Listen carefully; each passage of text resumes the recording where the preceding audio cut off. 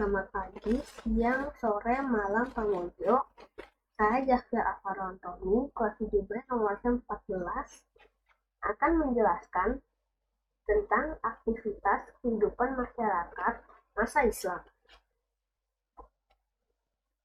Penyebaran masyarakat Islam di Indonesia terbagi menjadi 6, yaitu perdagangan, pernikahan, pendidikan, tasawuf, dakwah, dan kesenian. Yang pertama, ada perdagangan. Kebanyakan masyarakat Islam Indonesia berasal dari Arab, Persia, Gujarat, dan India. Mereka datang ke Indonesia untuk berdagang sambil mengajarkan agama Islam. Yang kedua, ada pernikahan. Para pedagang Islam yang telah datang ke Indonesia juga menikahi penduduk lokal, sehingga agama penduduk lokal menjadi Islam. Yang ketiga, ada pendidikan. Para ulama mendirikan lembaga-lembaga pendidikan Islam, seperti surau, dayah, dan pesantren. Para ulama mengajarkan para santri. Kemudian para santri mengajarkan masyarakat lokal. Setelah itu, ada kesenian. Seperti pertunjukan wayang kulit dari Sunan Kalijaga. Selanjutnya ada tasawuf. Ajaran tasawuf biasanya banyak ditemukan di Babat dan hikayat masyarakat setempat. Ajaran Islam melalui tasawuf mudah dipahami oleh masyarakat yang masih berorientasi pada kebudayaan Hindu-Buddha. Selanjutnya ada dakwah. Dakwah digunakan oleh para wali untuk menyebarkan agama Islam.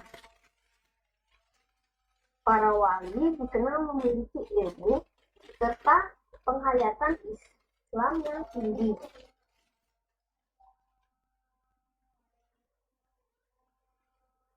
Kemudian selanjutnya ada kerajaan-kerajaan pada masa Islam.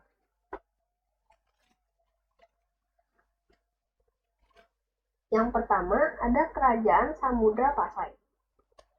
Kerajaan Samudra Pasai merupakan kerajaan Islam pertama di Indonesia yang didirikan sekitar abad ke-13 sebelum Masehi. Kerajaan Samudra Pasai didirikan oleh Sultan Najimuddin Al-Kamil pada 1155 sampai 1210 Masehi dengan berlandaskan pada hukum Islam. Letaknya di pesisir timur laut Aceh, tepatnya di sekitar Losemawe, Provinsi Aceh. Kerajaan Samudra Pasai mencapai kemakmurannya pada pemerintahan Sultan Malik Al-Saleh. Kemudian ada Kerajaan Aceh. Kerajaan Aceh berdiri sekitar awal abad ke-16. Kerajaan ini terletak di Sumatera bagian utara dengan pusatnya di kota Raja, Banda Aceh. Banyak pedagang Islam dari Gujarat dan Arab tidak suka dengan monopoli perdagangan Portugis. Mereka mulai mengalihkan pelayanannya ke kerajaan Aceh. Akibatnya, Aceh menjadi daerah perdagangan yang ramai.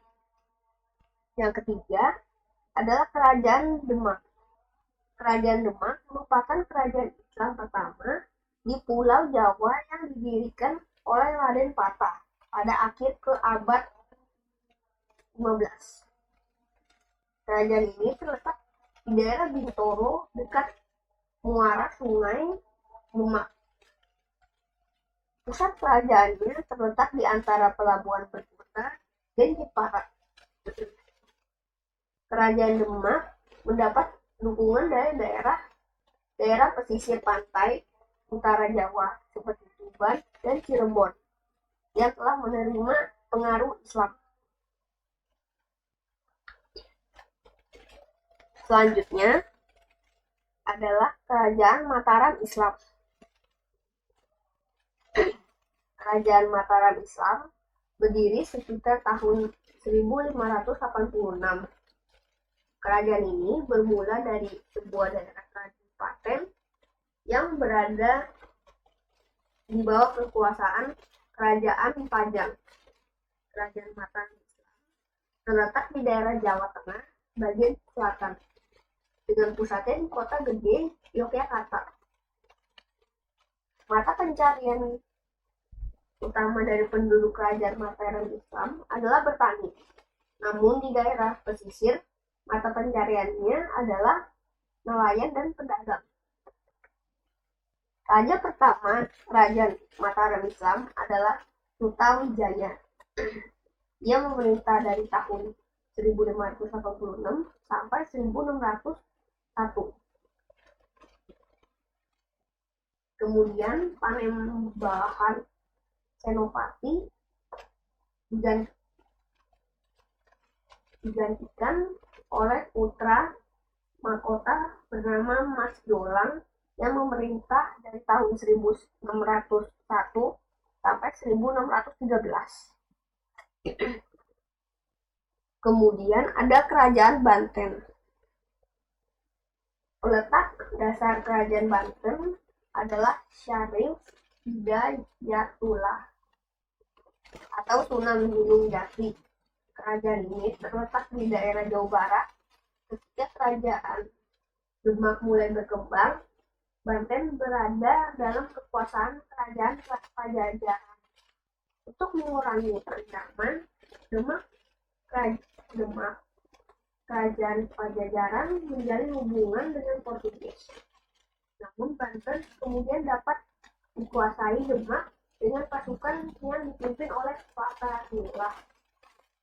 Sebagai Fatahillah yang bernama Hasanuddin sebagai penguasa Banten. Kemudian ada Kerajaan Goa Talo. Kerajaan Goa dan Talo sering disebut dengan Kerajaan Makassar karena setelah keduanya bersatu, pusat kerajaan berada di Makassar, Sulawesi Selatan. Mata pencarian utama penduduknya adalah berdagang. Untuk memenuhi kebutuhan pangan dan ekspor, Makassar menguasai daerah-daerah subur di Sulawesi dan Nusa Tenggara. Hasil perekonomian tertentu diperoleh dari hasil pelayaran dan perdagangan. Sultan Hasanuddin memimpin Kerajaan Makassar pada tahun 1653 hingga 1669. Sultan Hasanuddin kemudian dijuluki sebagai si ayam jantan dari timur karena perampasan terhadap kapal-kapal dagang Belanda oleh orang-orang Makassar. Sultan Hasanuddin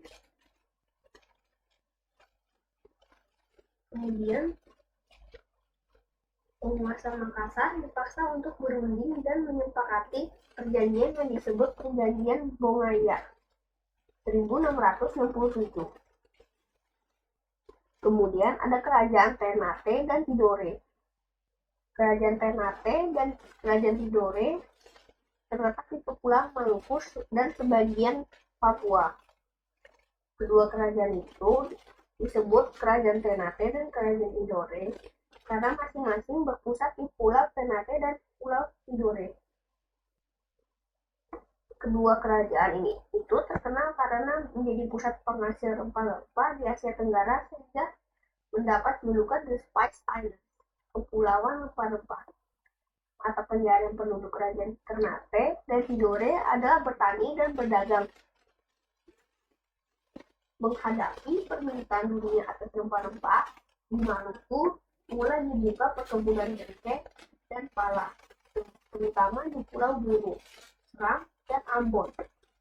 Kerajaan-kerajaan itu di Maluku kemudian membentuk persekutuan-persekutuan yang saling bersaing. Di antaranya adalah Uli 5, Persekutuan 5, dan Uli Siwa, Persekutuan 9. Uli 5 dipimpin oleh Kerajaan Ternate dengan anggotanya meliputi Obi, Bacan, Seram, dan Ambon. Sementara itu, Uli 5 dipimpin oleh Kerajaan Tidore dengan anggotanya meliputi Makian, Jailolo atau Halmahera, dan pulau-pulau antara daerah di itu sampai Papua. Sekian dari penjelasan saya. Mohon maaf jika ada kesalahan kata. Terima kasih.